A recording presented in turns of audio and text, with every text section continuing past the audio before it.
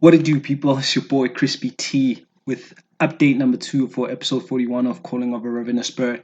This year, it's more about the situation in the East Rand, and what I prophesied about originally on episode 41 was actually the crocodiles that would find themselves on the motorways and the highways on the N3 and the N12, heading towards Benoni Strip or just off of Benoni, whichever way it works out. But anyway, not that the flooding in itself, like I said, even then, is a prophecy in itself because that always happens. However, there's going to be a particularly dangerous situation where there's going to be sewage, which the sewage is going to lead to the fact that you will find crocodiles there muddying the waters, so to speak. And on this particular note, one might find that okay, so why am I talking about these big cats? These big cats that were found in the one in Walkerville, which is Sheba the tiger, and then secondly there's that one that also escaped a. We don't know the details around that, but it was found in an office park at another 9-month-old tiger in an office park there in the Edenvale area, which is on the East Rand. And what's the connection with this? Well, let me actually go back and there was a particular dream that I had, and it was a quite a funny revelation. And what I saw was a big cat. It looked more like a leopard, and it was attacking a dog. And this happened somewhere between alongside the East Rand. It was more so located where this cat in itself got hold of a dog and was sort of hunting the dog, and then the dog tried to escape, and eventually the cat overwhelmed the dog, or the leopard, or whatever it was, overwhelmed the dog, and then it died. And while all of this was a revelation, like a dream within a dream sort of thing, or a vision within a dream. And I was actually at Baragwanath Hospital when this happened with my family. When all of this was reported, and I saw this whole live vision there with this thing happening, as far as that is concerned. And okay, now I found myself by Baragwanath Hospital with my family, and I'm thinking, okay, well, this happened in the East Rand, and now I'm here. What is, it was kind of strange.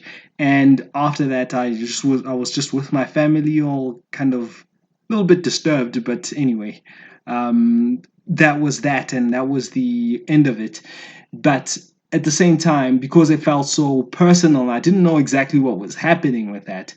I just didn't make it into any particular prophecy because it was so random and it was so out of nowhere. I couldn't make sense or get heads or tails of it.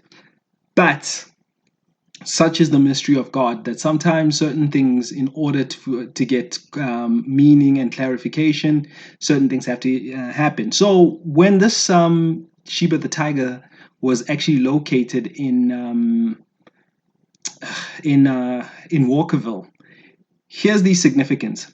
There was a point in my life where I lived on the properties of Baragwanath Hospital, and I used to live there because my parents used to work there. So I lived on site of the hospital. I actually lived in the flats there, and on certain weekends and whenever my father was available, we would get our fruit and vegetables in Walkerville. And that's the strange thing. And over there, in that there was one particular stall, there was a fruit stall, and this one store, and it belonged to some old lady at the time. May her soul rest in peace. And anyway, so she used to also sell pets.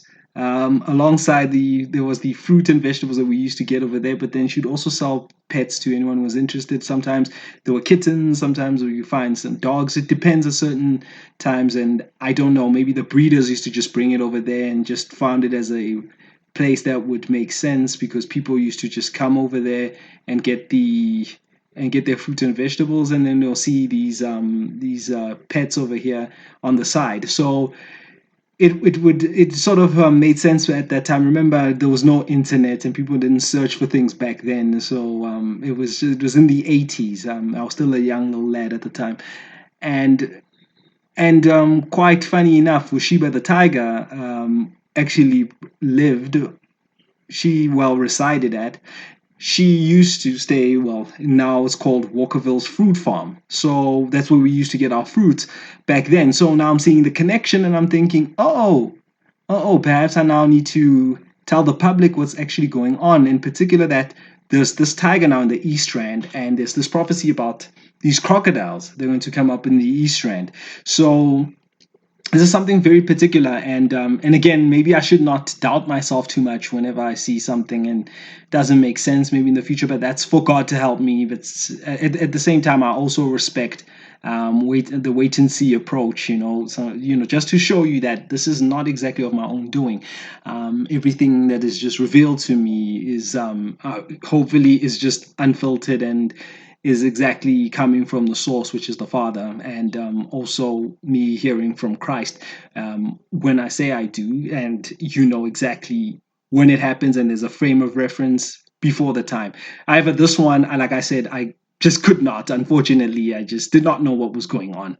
I should have asked for more clarification, perhaps, but anyway, here it is. But what I want to say to the people out there is that my particular theory, and there's episode 37 and 38 over here, is that it could be possible, like that God himself perhaps sent the angels to do the freeing of these animals. And the main thing is this, is that why are people keeping these exotic pets and big cats as animals, as pets, sorry, these exotic cats as pets in their little private residences, and it's just not the environment for them. And again, they just have no love of neighbors.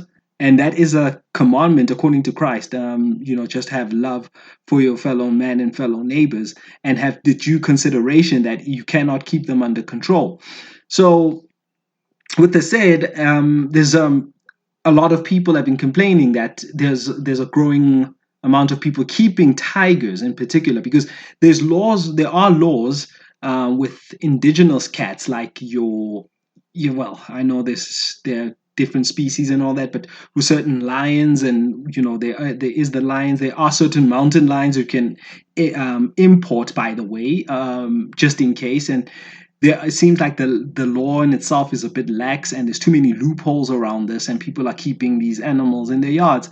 So I think what God is also essentially doing, and essentially saying that he's using these very own mechanisms, because these are his creations, right? And we had a responsibility to subdue them. Of course, Adam and Eve did what they did, and I suppose the ability and the wisdom to do it went with it, and hence here we are struggling to find a balance with nature.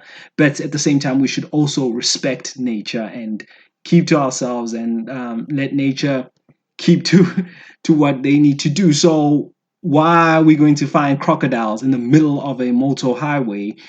Um, the mystery will then be found out. And what I was actually thinking was that like I was saying, that the angels in themselves, and if you look at those two particular prophecies, is that there's my own experience tied in with it, where I encountered an angel. So these angels are very capable of it. If they could, in the book of Acts, if they could break out Peter, the apostle Peter, who was in jail. Was it Peter or Paul? But I could double check me on that. I think it was Peter though.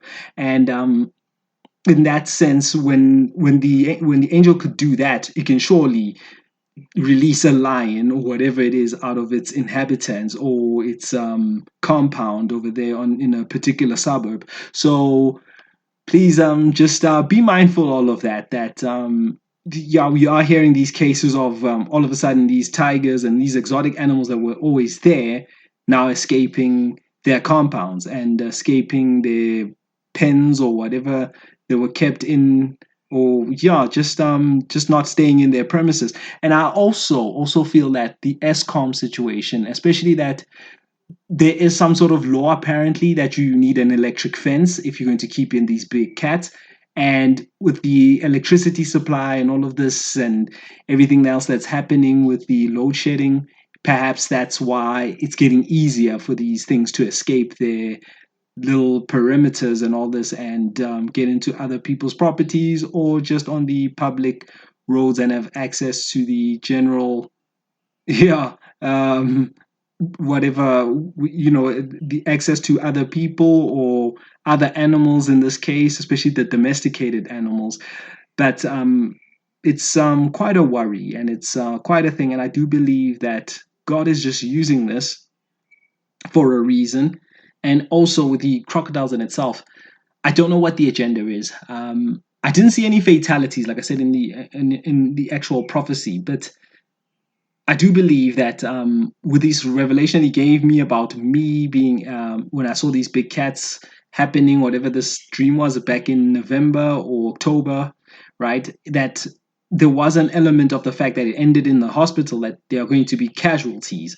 So just because I didn't see it in the initial prophecy, don't be surprised that there'll be casualties. I mean, as far as the crocodiles are concerned, I mean, how are people going to know that there are crocodiles in that water? I mean, someone's going to get bitten, and God forbid. But at the same time, when God wants to deal with wickedness, unfortunately, people are just unrepentant, and you see a little arrogance. And I mean, there were some incidents, one incident in particular with a woman who or family that owned two pet tigers or whatever it was, and they were right by a nursery school. I mean, come on, and it's not like they did everything to keep it like risk free for any of these children or anything of the sort. But yeah, it was just a little conventional low fence, and the tigers could even peep over and see what's going on.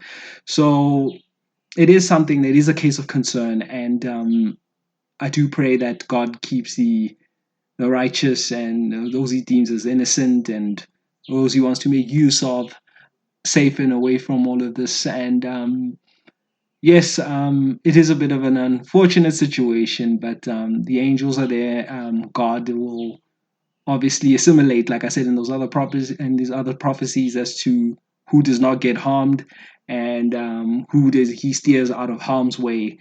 And quite frankly, the body of Christ will then start emerging from all of this. And we are in for a rough ride here in 2023 in South Africa. But I do pray everybody stays safe. And yes, put your faith in the Lord Jesus Christ, and everything else in your life will work out right. That'll do it for me for this one, and I'll catch you on another one. Cheers and bye bye. Stay safe, protect yourselves, stay locked onto God. That's it. Over and out.